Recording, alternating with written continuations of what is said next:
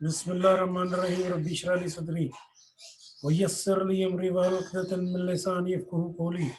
अल्लाहुम्मा सल्लि अला सय्यिदिना मुहम्मदिन व अला आलिहि व इत्रतिहि व अदद कुल्लि मअलूमिन लका व बिक़द्रि अज़मति ज़ातिका फ़ी कुल्लि वक़्तिन व हीन। अस्तग़फ़िरुल्लाहल्लज़ी ला इलाहा इल्ला हुवल हय्युल क़य्यूम व अतूबु इलैह। या हय्यु या क़य्यूम या मालिकुल मुल्क रब्बि ज़िल जलाली वल इकराम। आज हमने सप्लाई चेन मैनेजमेंट से काम शुरू करना है कि चैप्टर नंबर 5 में इस नेटवर्क का डिज़ाइन और सप्लाई चेन मैनेजमेंट कैसे बनाई जाए, क्या उसका तरीक़ाकार होगा। और ये नेटवर्क जब आपने डिज़ाइन करना है तो ये from manufacturer to the consumer होना चाहिए।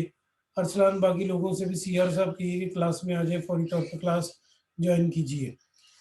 तो बात हम ये कर रहे थे कि ओके सर। डिज़ाइन जो है वो किस तरह आप डिज़ाइन करें, किस तरह सारे मामले को टैकल करें कि आपका सामान भी वो वहाँ पर पहुँच जाए और आपको किसी किस्म का मसला भी ना हो, कोई रुकावटें भी ना हो। आपको मार्केटर का सेट, आपको जनाब मार्केट में बैठे हुए होलसेलर रिटेलर के साथ कॉन्टैक्ट कितना स्ट्रॉन्ग होना चाहिए, फाइनेंशियली भी कोई प्रॉब्लम ना आए। और उसके बाद जब आपका ऑर्डरिंग लेवल हो तो ऑर्डरिंग लेवल पे जो बंदा ऑर्डर प्लेस करे वो इतना मार्जिन अपने पास रख के प्लेस करे कि उसे जनाब किसी किस्म की ये ना हो कि उसका माल जो है उसकी प्रॉपर प्लेस पे नहीं पहुंच सका with in time. Ordering point आपको बड़ा स्ट्रांग होना चाहिए। उसके बाद लीड टाइम बड़े ध्यान से आप कैलकुलेट करें कि कितने के दिन में वो सामान आप तक पहुंच जाएगा। और उसके बाद उसमें डेंजर लेवल को मद्देनजर किए कि if in case any problem आप वो मुकम्मल तौर पे कवर अप नहीं कर पाते तो फिर डेंजर लेवल से किस तरह आपने डील करना है। क्या आज के इस सब्जेक्ट के हमारे लर्निंग ऑब्जेक्टिव्स हैं। हमारे लर्निंग नेटवर्क डिज़ाइन और चेन सप्लाई के नंबर 1 के हम नेटवर्क के डिज़ाइन को मुकम्मल तौर पे समझ सकें और इसे लिंक कर सकें, किस तरह ये हमारा लिंक होता है सारे का सारा काम सप्लाई चेन से। नंबर 2, उन फैक्टर को आइडेंटिफाई करें जो फैक्टर्स जो हमारे हैं और जो इसमें रुकावट बनेंगी ये हेल्प करेंगे। और उसके बाद इसका फ्रेमवर्क जो है उसे टैकल किया जाए, उसे प्रॉपरली मेंटेन किया जाए, उसे देखा जाए, उसके अंदर जो ड्रॉबैक्स हैं या वीकनेसेस हैं उन्हें रिमूव किया जाए। और उसके बाद ऑप्टिमाइजेशन ऑफ फैसिलिटी लोकेशन देखी जाए कि ये जो हमारी फैसिलिटीज अवेलेबल हैं या हम देखेंगे या इसके अंदर वो आएंगी तो। और उसके बाद हमारी इससे डील करने की कैपेसिटी कितनी है, capacity of decisions, making decisions, ये सारी चीज़ें इसके अंदर मद्देनजर रख के इसको देखा जाएगा। बात को आगे बढ़ाते हैं। हमारे सामने सबसे पहले आती है जी चीज नंबर 1, फैसिलिटी रूल्स। क्या रूल्स आपका फैसिलिटी का है, क्या क्या फैसिलिटीज आप ऑफर कर रहे हैं। Do have you imported goods from abroad, तो have you the facility to store it at the proper place और at that place when you are dealing from the Karachi, तो आपके पास कराची में ये फैसिलिटी होनी चाहिए and you are spread to all the country. और उसके बाद जनाब if you are importing it in Faisalabad तो that is delivered in Faisalabad और उसके पास you must having the facility. इसमें लोकेशन बड़ी इंपॉर्टेंट है, किस शहर से आप डील कर रहे हैं और आपकी इंपोर्ट प्लेस से आपकी इस जगह से कितना फासला है उसका। How much capacity you have. मैंने तकरीबन 3000 टन गंदम का या तकरीबन जनाब 26,000 बोरी गंदम का ऑर्डर दे दिया है, लेकिन मेरे पास तो इतनी फैसिलिटी नहीं, स्टोर कहाँ करना है। ये तो कम से कम 26,000 जो बोरी मैं मंगवा रहा हूँ 100 kg की, तो ये 26,000 बोरी तो कम से कम ग्राउंड में जाके कहीं स्टोर होगी और इतनी मेरे पास जगह भी नहीं है, मैं इसको कैसे सम अप करूंगा। नो डाउट के डिमांड तो है, सेल तो सही हो जाएगी, लेकिन आप अपनी कैपेसिटी भी तो देखिए कि आपके पास कैपेसिटी है, मार्केट कौन सी है। मैंने 26,000 बोरी गंदम की परचेज करके रख ली है तांदरे वाला में, तो ये लाहौर में तो चल सकती है, तांदरे वाले में तो इतनी कैपेसिटी और मार्केट की सप्लाई नहीं है, ना वहाँ इस तरह की मार्केट है, ना वहाँ पर इतने लोगों ने परचेज करनी है। वो तो देहाती इलाका और वहाँ पर तो जनाब वो खुद भी ग्रो करते हैं ये जो आपकी भीड़ है, तो मेरे मेरे से कौन खरीदेगा। और वहाँ पर तो इतने कस्टमर्स भी नहीं है। तो इन तमाम चीज़ों को देखना है हमने कि फैसिलिटी रोल क्या है, फैसिलिटी लोकेशन क्या है, आपकी कैपेसिटी कितनी है और आपके पास मार्केट करीब आपके कौन सी है। अच्छा जी, इसमें सबसे इम्पोर्टेंट जो फैक्टर है वो स्ट्रेटेजिक है। आपकी स्ट्रेटेजी बड़ी इंपॉर्टेंट है कि आपने किस तरह मार्केट में पेनिट्रेट करना है। और दूसरे फैक्टर हैं टेक्निकल्स, और सबसे इंपॉर्टेंट चीज है आपके वो फैक्टर के जो फाइनेंस से रिलेटेड है, जो पैसों से रिलेटेड है, कि आप परचेज करते हैं $100 का, मार्केट की डिमांड है $1 मिलियन की, तो इसका मतलब है कि आपके मैक्रो इकोनॉमिक्स फैक्टर जो है वो मैच नहीं कर रहे। आप इंपोर्ट करते हैं $1 मिलियन का और मार्केट की कैपेसिटी है वो सारी की सारी $30,000 की, तो आपके मैक्रो इकोनॉमिक्स फैक्टर जो है वो मैच नहीं कर रहे। इनको मैच करना जरूरी है। किराया कितना पड़ेगा, फ्यूल कितना आएगा, अगर हम ये जितनी भी डबल रोटियां बनाने वाली फैक्ट्रीज हैं, रस बनाने वाली फैक्ट्रीज हैं, अगर ये सुबह सामान की सप्लाई नहीं देती दुकानों के ऊपर, तो इनकी तो डबल रोटियां फैक्ट्री से परचेज करने किसने आना है? No one will come. और इसी तरह मैं अगर कहता हूँ जाओ यार वंडर की ब्रेड पकड़ के लाओ, ब्राउन ब्रेड, तो वंडर की ब्रेड पकड़ने के लिए आपने दौड़ लगा दी फैक्ट्री की तरफ, तो फैक्ट्री में जाके तो ये नहीं मिलेगी, ये तो आपको किसी शॉप से मिलनी है। और ये फैक्ट्री वाले को जहन में होना चाहिए कि मुझे सप्लाई देनी है नियरेस्ट शॉप के ऊपर। जो आजकल नई कॉलोनीज बन रही है वहां पर लोग पुरस्कून रैश के लिए शिफ्ट हुए हैं, पुरस्कून घरों से तंग हैं, मोहल्लों से तंग आए हुए हैं, लोकेलिटी से तंग आए हुए हैं, वो पुरस्कून जगह चाहते हैं। तो पुरस्कून जगह के लिए जब उनको घर के करीब ये चीजें मिलेंगी तो फिर, और उसके बाद पॉलिटिकल फैक्टर कौन से हैं, क्या इतनी चीजों को खरीदने की इजाजत भी है। पहला कंपनी की स्ट्रेटेजी क्या है, नंबर 2 टेक्निकल फैक्टर्स इतनी स्टोर कर लेंगे, फिर मॉनेटरी फैक्टर्स और पॉलिटिकल बात को आगे बढ़ाते हैं। फिर उसके बाद इंफ्रास्ट्रक्चर, मैंने कहा जाओ यार जाके वहां पर ना तुम 50 बछड़े जिबा करके गोश्त सेल करना शुरू करो, इंफ्रास्ट्रक्चर ही नहीं है। कहाँ जिबा करने हैं, कहाँ स्टोर करने हैं, कहाँ पैकिंग करनी है। कंपेटिटिव फैक्टर्स, कंपेटिटिव फैक्टर्स जो हैं वो सारे के सारे अपने मद्देनजर रखने हैं कि क्या आपके मार्केट में आपकी तरह का सामान कोई और भी सेल कर रहा है, और अगर सेल कर रहा है तो उसकी क्या स्ट्रेटेजी है, उसने क्या क्या गेम की हुई है, उसने क्या क्या रायते दी हैं, डिस्काउंट फैक्टर क्या है, और कितनी देर में कस्टमर आपकी तरफ अट्रैक्ट करता है। आजकल फैसलाबाद में इतनी ज्यादा होगी, प्लाट ले लें, प्लाट ले लें, प्लाट ले लें, 5 मरले 8 मरले, रियासत जमा, नहर के ऊपर, सिटी हाउसिंग, फलानी हाउसिंग, ये चीज वो चीज। ओ भाई एग्रीकल्चर जमीन खत्म कर दी है आपने सारी, अब फिर क्यों चीखे मार रहे हो कि गंदम की शॉर्टेज है, और क्यों क्यों चीखे मार रहे हैं कि जनाब ये चीनी की शॉर्टेज हो गई है, और ना बनाओ इतनी आबादियां।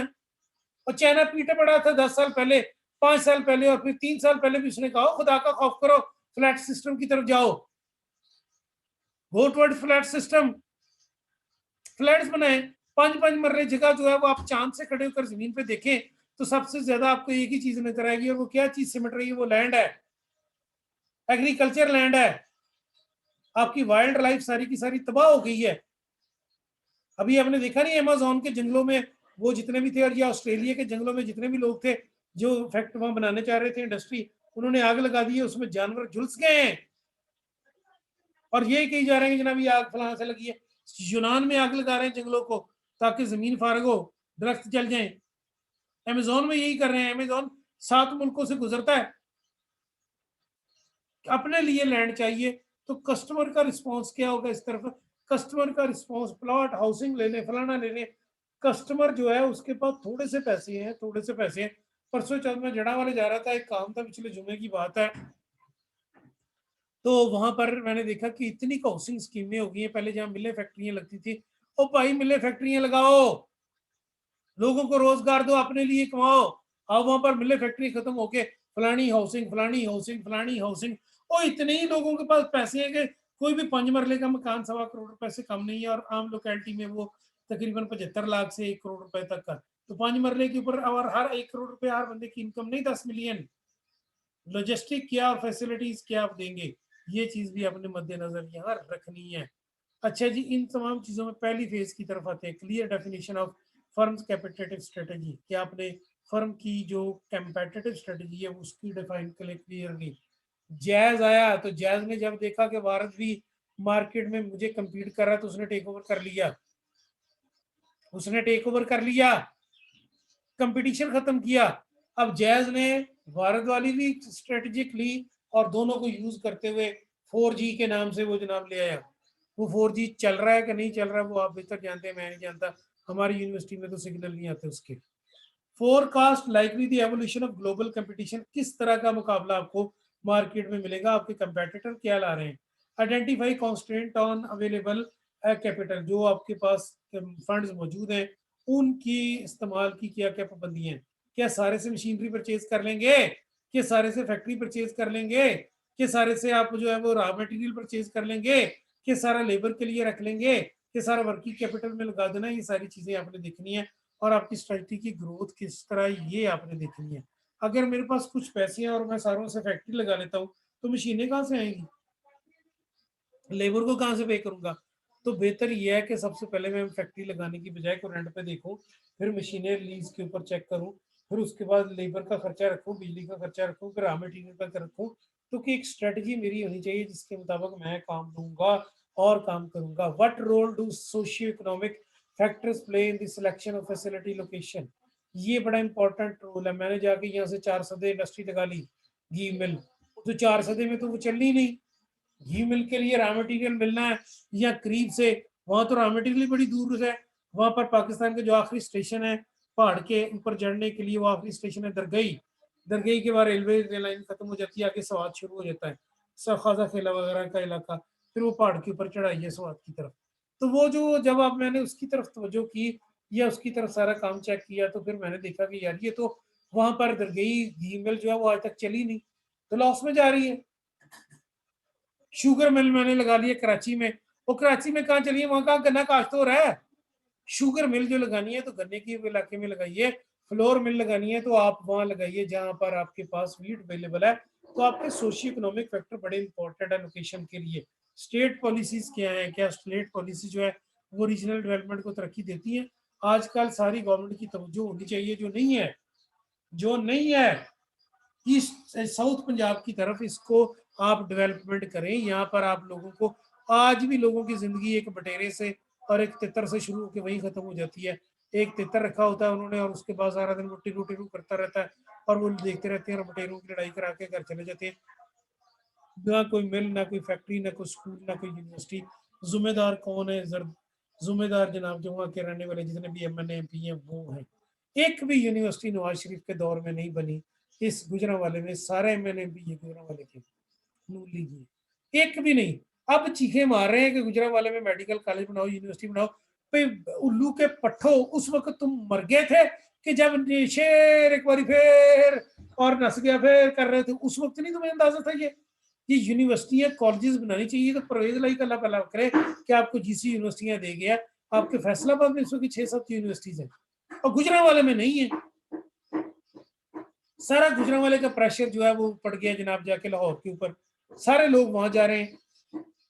एक भी आपने मेट्रो ट्रांसपोर्ट गुजरांवाले को नहीं दी। सबसे ज्यादा गुजरांवाले की एक्सपोर्ट्स हैं, आप उसकी तरफ तवज्जो नहीं कर रहे, ना जंग की तरफ तवज्जो कर रहे हैं, ना किसी और चीज के इलाकों की तरफ तवज्जो करना नून लीग का काम था ना। 40 साल हुकूमत तो वो करके क्या है?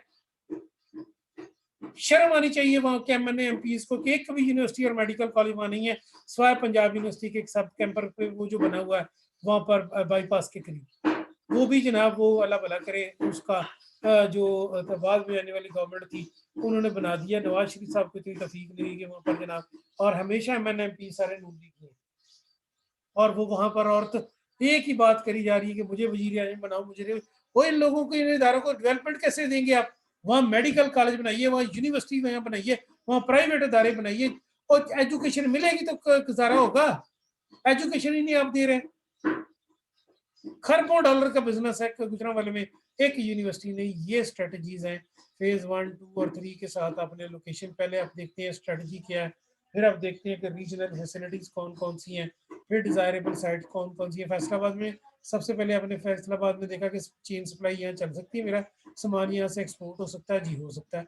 नंबर 2, यहाँ रीजनल फैसिलिटीज कौन कौन सी हैं, इलाका जान गया या इलाका शोरकोट है, तो मैं प्रेफर करूंगा बाईपास के करीब हो ताकि शहर से दूर दूर ही नजरे।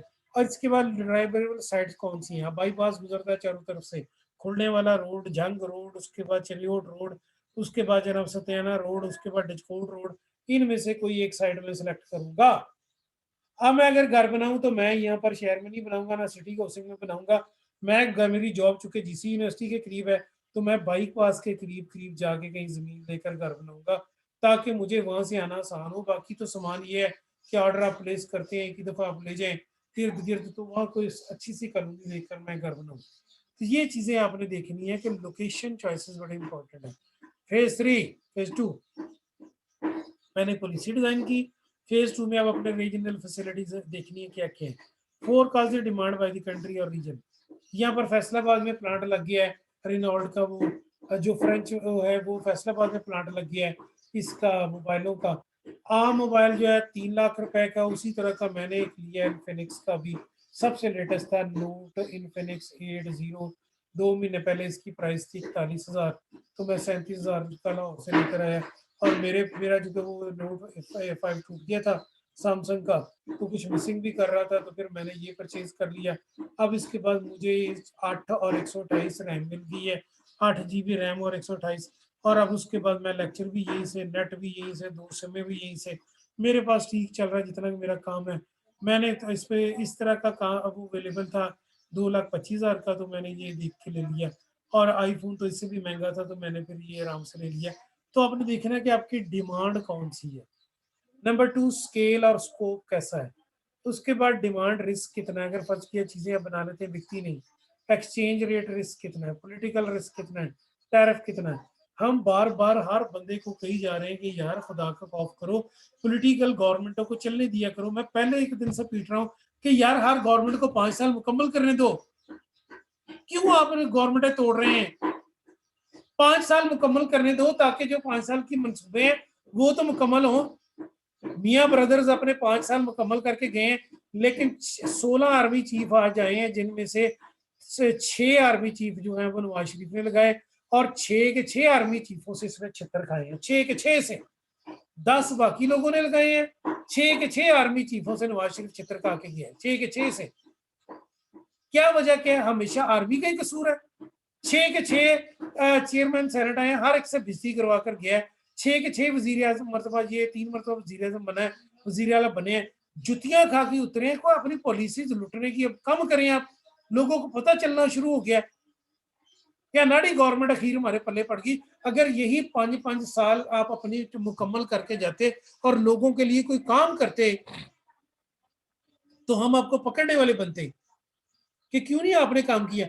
मेरे शहर का सारा पैसा उसने मेट्रो पे वहां पर लगा दिया। मुझे क्या तकलीफ बेनिफिट होना मेट्रो का, मैंने इसमें सफर करना लाहौर जाके। अगर जाऊंगा तो एक दिन है, मैं वहां से रक्षा लूंगा, कहीं चले जाऊंगा या अपनी गाड़ी पे जाता हूँ। सारा पैसा शहबाज शरीफ हमारा वहां कर लगा गया। तो पॉलिटिकल रिस्क की वजह से कोई बंदा यहाँ आने को तैयार नहीं, कोई बंदा यहाँ पैसा लगाने को तैयार नहीं है। अब भी हम पीट रहे हैं कि यार मौलवी मुल्क चलने दो, मुल्क चलने दो, आप 5 साल इसको पूरा करने दो। नहीं काम करेगा दफा हो जाएगा कहीं। लेकिन एक ही चीज की तरफ आप कही जा रहे हैं, तबाह हो गया फलाना। तो खुदा को रसूल का कोई खौफ करो, अल्लाह का कोई खौफ करो, और उसके बाद मुल्क चलने दो। टैक्स उनसे इकट्ठा नहीं हो रहा, इंपोर्ट हमारी बढ़ती जा रही है, एक्सपोर्ट जो है हमारी कम होती जा रही है। भाई जी इसकी तरफ इंडस्ट्री को चलने दो। ताजर रहनुमा देखिए खुलकर सामने आ गए।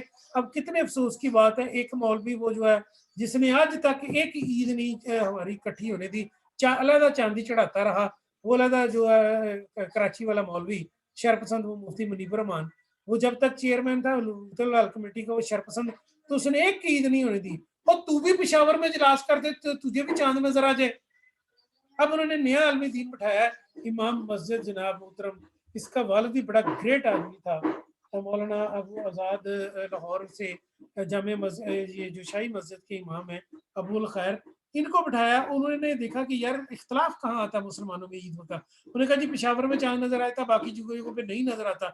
उन्होंने पेशावर में जनाब इजलास किया, वहां पर गवाहियां आई हैं, उन्होंने हर एक से हल्फ लिया है, तुमने चांद देखा है? हाँ जी देखा है। गवाहियां आई हैं और एक ईद हो गई है।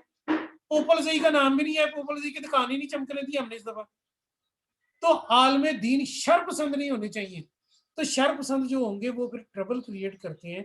एक ये ताजर रहनुमा जो है वो इस वक्त तो कह रहा था, अब वो हाँ मतलब वो मीर जो है लाहौर वाला ताजरों का सरबराह नून लीग है, कि जनाब देखें हम ये हड़ताल कर रहे हैं। तो हड़ताल करो 100 दफा करो, लेकिन ये कि आप गवर्नमेंट का फर्ज है कि फामो तहीम से मसले हल करे, गोलियां ना चलाए लोगों के ऊपर, रोजेदारों के ऊपर फायरिंग ना करे, अफामो तफहीम से उनको बिठाएं। मसला क्या है, यही करारदाद आप पहले पेश कर देते था, आपने अगर प्रॉमिस किया हुआ है।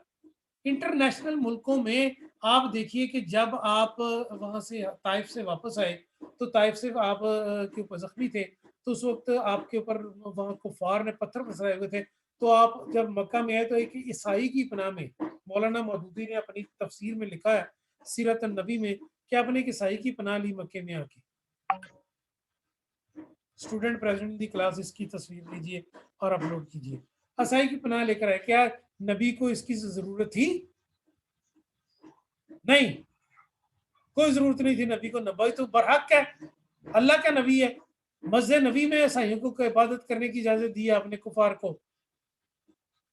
तो ये नहीं होता, आपको तहम्मुल से गवर्नमेंट गोलियां ना चलाए लोगों के ऊपर, और लोग जो है बिला वजह लोगों के रास्ते ना बंद करें, कारोबार को नुकसान ना पहुंचाइए। बाकी जो करना अपने एक जगह मुकर्रर कर दें।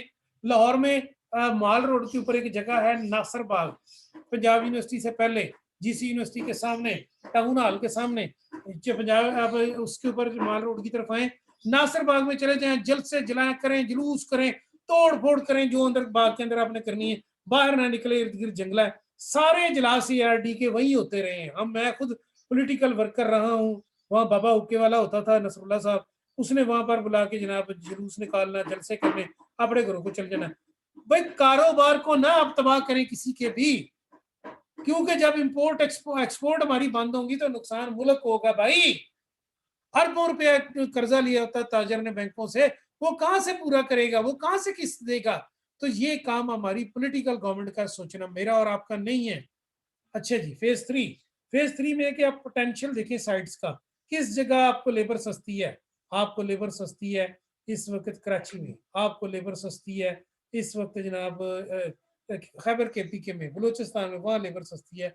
सॉफ्ट इंफ्रास्ट्रक्चर क्या है कि वहाँ पर टेलीफोन, बिजली, गैस फैसिलिटीज हैं। अब लोकेशन की चॉइस आती, लोकेशन की क्या चॉइस है?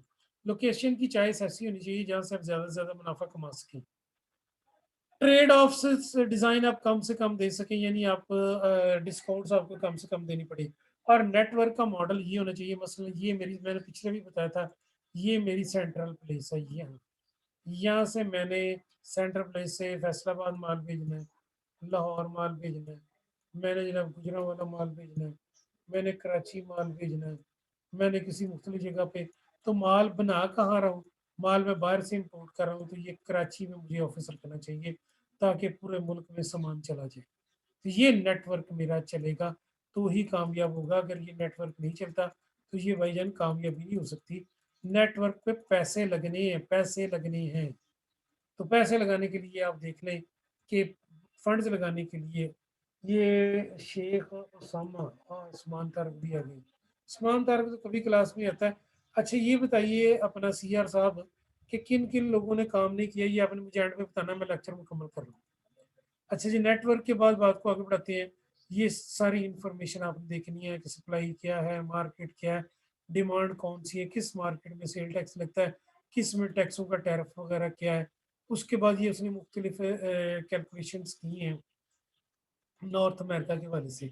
फिर ये प्लांट की कैपेसिटी की कैलकुलेशन हुई है, प्लांट की कैपेसिटी क्या है। फिर उसके बाद सारी फोरकास्टिंग प्लांट की है। आप इस सारी को मैं आपके लिए कैलकुलेट नहीं करूँगा।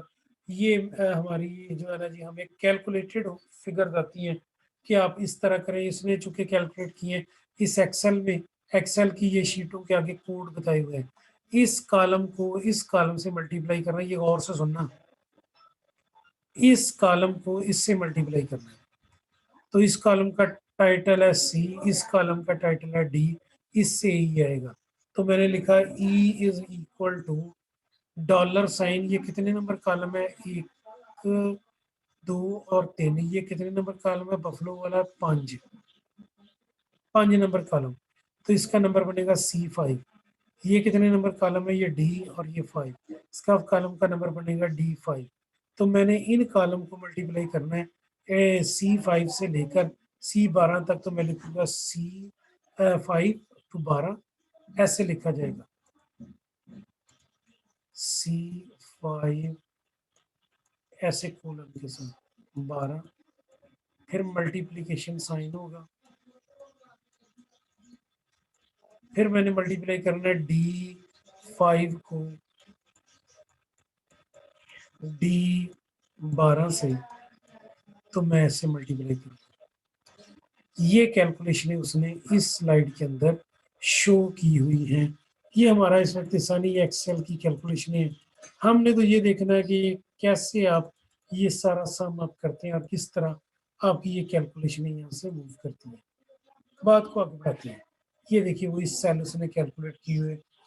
ये आपके सामने जो मैंने भी आपको बताए थे सारी कैलकुलेशनें। हम थे स्लाइड नंबर 22 में, ओवर हियर। अब हम चलते हैं स्लाइड नंबर 24 पे।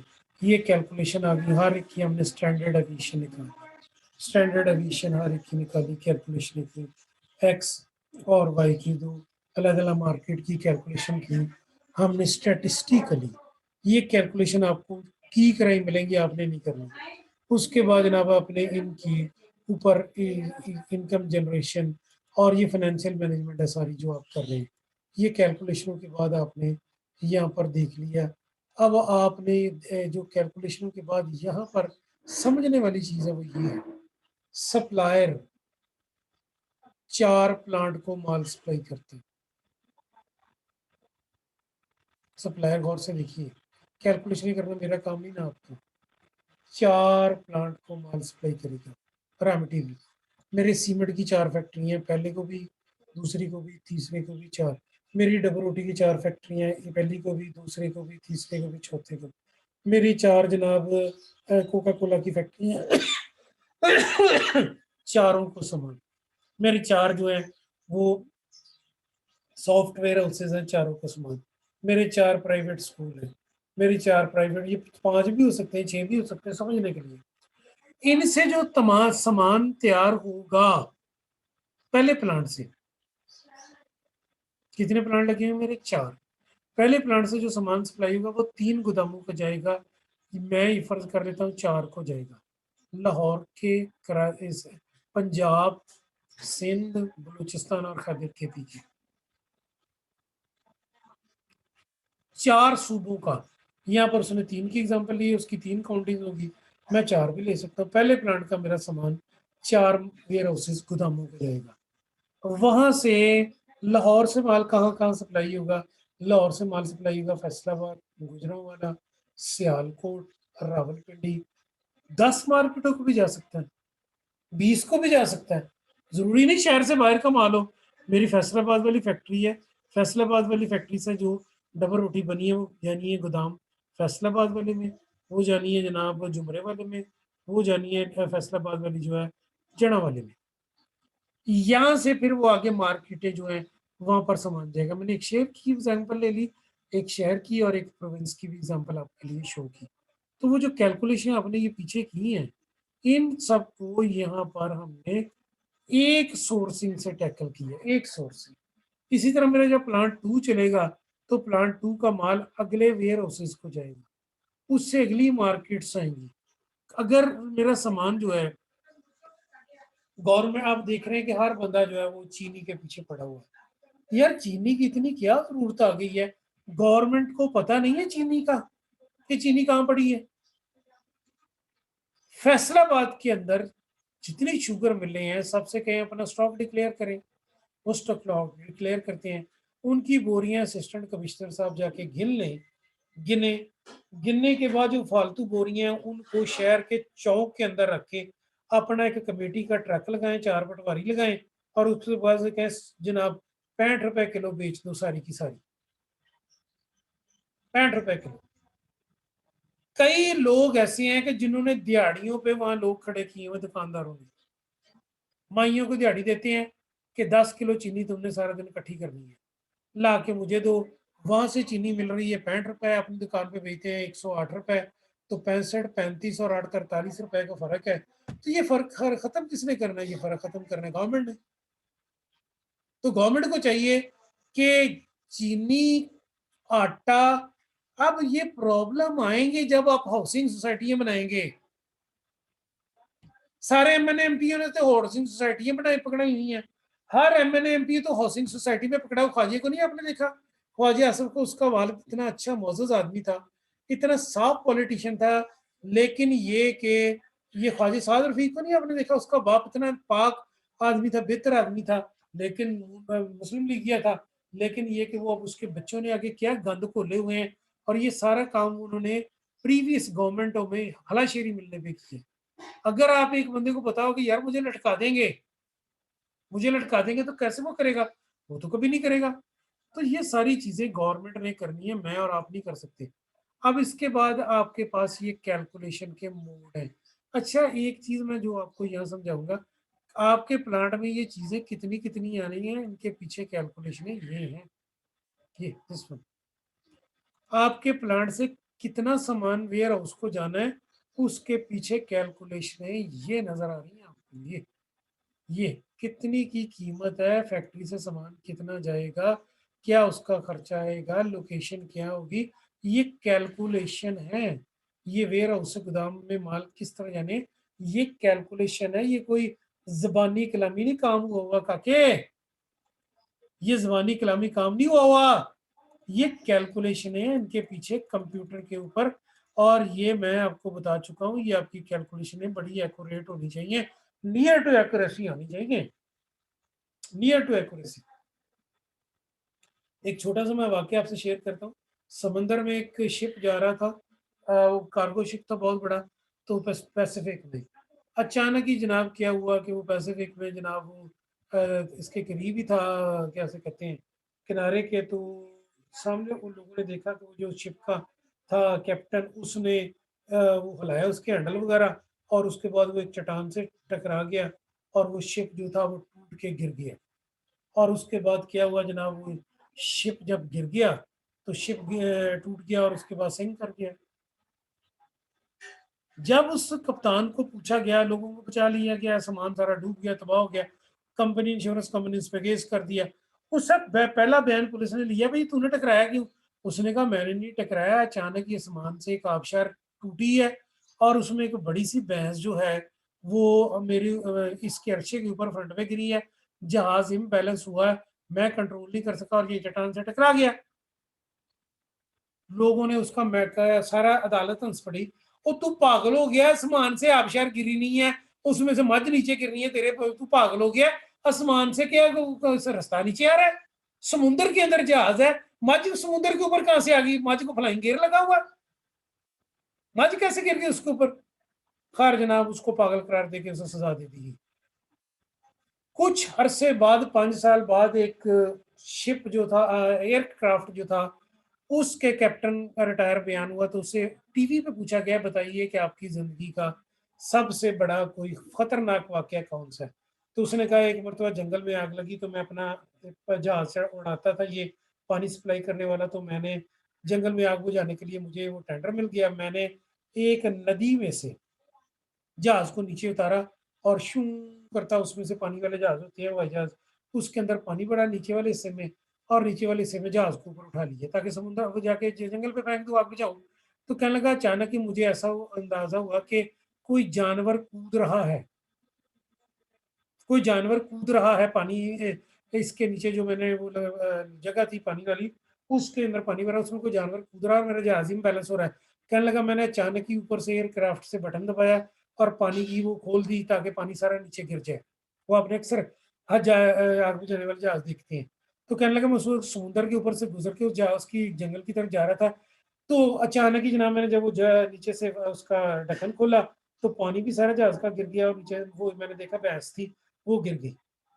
तो 5 साल बाद जाके पता चला कि हाँ जी, इस उल्लू के कान ने ऊपर से वो जहाज के ऊपर गुजरते हुए एयरक्राफ्ट ने शिप के ऊपर से गुजरते हुए वो टूटी खोली थी, उसमें से पानी गिरा था, उसमें से मछ ने नीचे छलांग लगाई, वो जहाज के ऊपर गिरी, जिससे शिप जो टकराया। तो 5 साल बाद उसको जनाब रहाई मिली, तो ये सच सामने आया। तो ये चीज आपने देखनी है, ये कैलकुलेशन घर बैठ के नहीं हुई, ये कंप्यूटर पे होंगी। अच्छा जनाब, इसके बाद ये सारी कैलकुलेशन करने के बाद हम देखेंगे कि ड्रॉबैक इसके कौन कौन से हैं। ये पहले कैलकुलेशन है, जरा गौर से मैं आपको समझा दूं। पहली कैलकुलेशन है प्लांट के वेयर हाउस की, गोदाम की, क्या क्या क्वालिटी होगी। दूसरी कैलकुलेशन है उसकी प्राइसिंग के वाले से, बिल्ली है। उसके बाद तीसरी कैलकुलेशन है प्लांट की कैपेसिटी की। चौथी कैलकुलेशन है टैक्सेस की, टैरिफ की और कस्टमर की रिक्वायरमेंट की। क्या क्या है, ज्यादा से ज्यादा कितना माल खरीदेंगे, कम से कम कितना माल खरीदेंगे, ज्यादा से ज्यादा प्राइस क्या होगी, ज्यादा से ज्यादा ये होगी। मैंने डॉलर्स की फ्रिज खरीदी तो जलीलो रुसवा होकर बेची, उसकी आफ्टर सेल सर्विस नहीं है। डॉलर्स का मैंने परचेज किया, ये जो क्लीन के ऊपर से वो उठाता है गंद भला, वो जनाब उसमें प्रॉब्लम आई। मैंने डॉलर्स की मशीन खरीदी, वो उस वाली, तो मैं उसमें प्रॉब्लम आई। तो मेरा तजर्बा ये है कि डॉलर्स की कोई चीज़ ना खरीदें। ये इंग्लिश की सूरत हाल है, और इनकी बाद में आफ्टर सेल सर्विसेज नकम्मी है, गंदी है, बिल्कुल ना होने के बराबर है।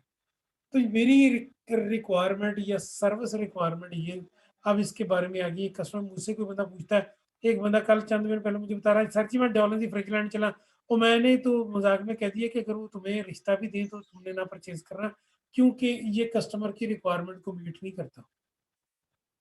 मैं सियाना आदमी था, उसने कहा फिर कौन सी परचेज करूं, मैंने कहा यार तुम पहले की परचेज कर लो, चलो आफ्टर सेल सर्विसेज तो है ना, आफ्टर सेल सर्विसेज तो हैं। तो उसने जनाब फिर पहले की परचेज कर लिया। हालांकि के डॉलर्स की क्वालिटी हो सकता है बेहतर हो, लेकिन उसकी जो कस्टमर सर्विस रिक्वायरमेंट है उसमें वो ना होने के बराबर, और सर्विस चार्जेस इतने लेते हैं, एक बटन लगाने का 8,000, 9,000, 10,000। तो ये चीजें जो है फिर आपको नुकसान देती हैं, ये चीजें आपके लिए नुकसान का बायस होती हैं। ये कैलकुलेशनें भी आपने, ये फाइनेंशियल मैनेजमेंट के फार्मूले हैं, जो अगर मौका मिला तो मैं आपको पढ़ाऊंगा।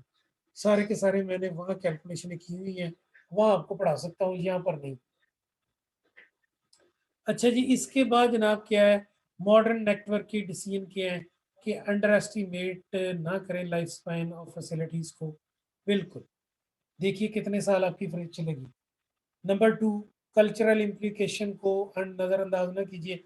मैंने यहाँ फैसलाबाद में मर्दों के कच्छों का स्टॉल लगा दिया, 10 रुपए कच्छा, 10 रुपए कच्छा। लोग धोतियां बांधते हैं, यहाँ पर शलवार कमीजें पहनते हैं, कौन घर में कच्छे पहन के जाएगा? ओ भाई, ये तो नहीं सेल होंगे यहाँ पर। क्वालिटी ऑफ लाइफ के इशू को इग्नोर ना करें। यहाँ पर अब लोग, औरतें जो हैं वो काटन का 700 रुपए का सूट जाके वहां से खाड़ी से 5,000 का ले आएंगी और कहेंगी वहां सेल लगी हुई थी।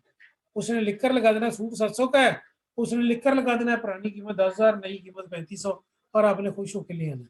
हालांकि सूट की कीमत जो है वो 700, ये जब आप उससे कहेंगे 700 वाला ले लो तो हरगिज नहीं मानती, नहीं जी नहीं नहीं, ये तो नहीं, वो खाड़ी का है। उन्हें शापर सिर्फ खाड़ी वाले में डाल के आपको देना है। और उसके बाद टैक्सेस को इग्नोर ना करें, टैक्सेस को।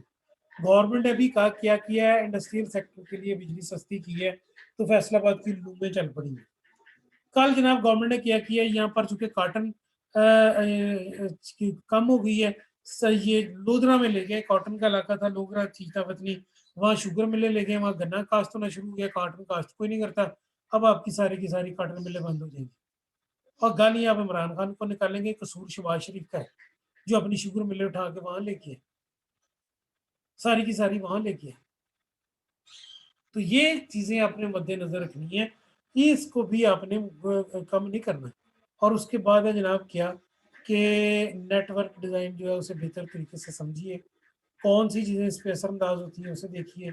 दुनिया अखबार वालों ने फैसलाबाद में अखबार का प्लांट लगाया, या प्रिंट होती है अखबार फैसलाबाद में। कुछ अरसे बाद उन्होंने देखा कि यहाँ फैसलाबाद में सबसे ज्यादा जो अखबार बिकती है वो सर्कुलेशन है 38,000। तो उन्होंने 12,000 से शुरू किया अखबार दुनिया,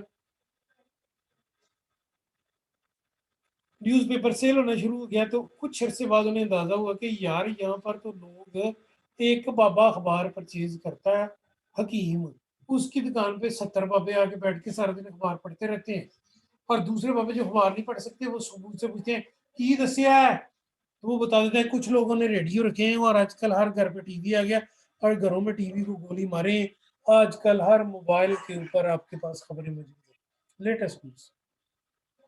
तो आजकल यहाँ टीवी कौन देखेगा भाई, कौन टीवी देखेगा, कोई नहीं। तो फिर ये सारी चीजें आपने मद्देनजर रखते हुए एक डिसीजन मेकिंग करनी है। ये आपकी लर्निंग के प्रोसेस है। हमारा चैप्टर था बड़ा important, chain supply management network के वाले से। अभी मैं इसे क्लोज कर रहा हूँ, 1 मिनट बाद दोबारा ज्वाइन करें, क्योंकि ये मैंने ज़रूरी बात करनी है। शुक्रिया, थैंक यू सो मच।